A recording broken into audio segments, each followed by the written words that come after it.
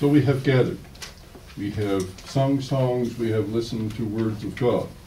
And John has just said to us that that word, those things that we call just so much hot air, so much yakking, that word took on flesh and blood.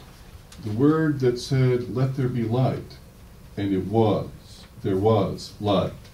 The word that promised that insignificant little Bethlehem, Matthew would say, are by no means any longer least, because the Messiah was born.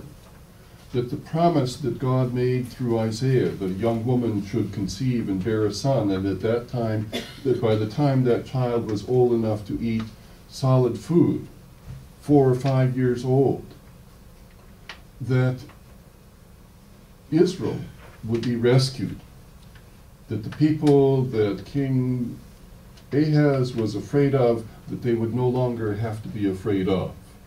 They would be destroyed. God would rescue. Matthew takes that and says, the young woman shall conceive and bear a son, and he will be the Savior. His name will be Jesus, not Emmanuel. Jesus, the one who will save his people. Those words, words of promise, God says they have been fulfilled. They took on flesh and blood. God kept his promises. And we get to be people then who are the recipients of those promises. We get to be people who get to know that God is one who not only keeps his promises, but they're not just so much hot air yakking as so many of our promises.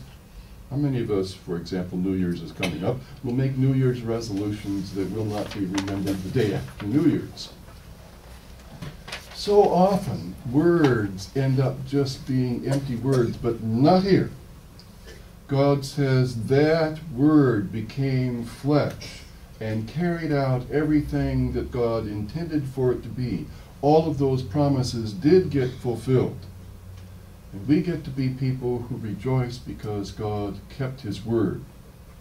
We get to be people who know that we have been saved from our sin. That which destroys us and finally takes our lives. That which makes it look like there is no light, that there will come the time of darkness that will be eternal. And Jesus says no, and he enters into that darkness. He dies and rises again, so that we who have heard the promises, we who know the promises, can know that the light shines in the darkness, and the darkness has not overcome it. And so we rejoice. We continue to sing. We sing, "Hark the Herald Angels Sing."